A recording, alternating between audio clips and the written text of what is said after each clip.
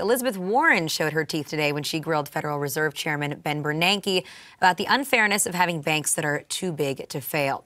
Take a listen to some of the action.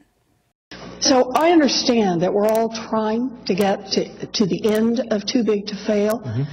But my question, Mr. Chairman, is until we do, should those biggest financial institutions be repaying the American taxpayer that $83 billion subsidy that they're getting? Excuse me, though, Mr. Chairman, you did not wipe out the shareholders of the largest financial institutions, did you, the big banks? Because we didn't have the tools. Now we could. Well, now we have the tools. $83 billion says that, whatever you're saying, Mr. Chairman, $83 billion says that there really will be a bailout for the largest financial institutions if they fail. No, that's... You were here in July, and you said that you commended Dodd-Frank for providing a blueprint to get rid of too big to fail. We've now understood this problem for nearly 5 years. So when are we going to get rid of too big to fail?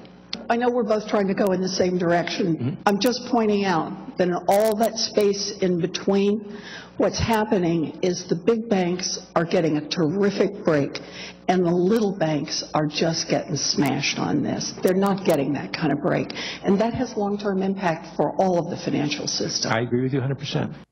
There was a little technical glitch there, but we did think that it was important for you to see that clip. I love that woman. That was definitely a grilling. And Bernanke did respond, of course. He questioned the accuracy of some of Warren's statements. The banks effectively received a government subsidy of $83 billion a year. That was based on a new study from Bloomberg. And then Bernanke continued to suggest that banks would eventually lose some of the benefits of size and will start to shrink themselves voluntarily. Not so sure about the chances of that happening. But Sabrina, what do you think? I mean, it seems like Elizabeth Warren really put the chairman of the Federal Reserve in his place. I didn't think he had that many good answers for her.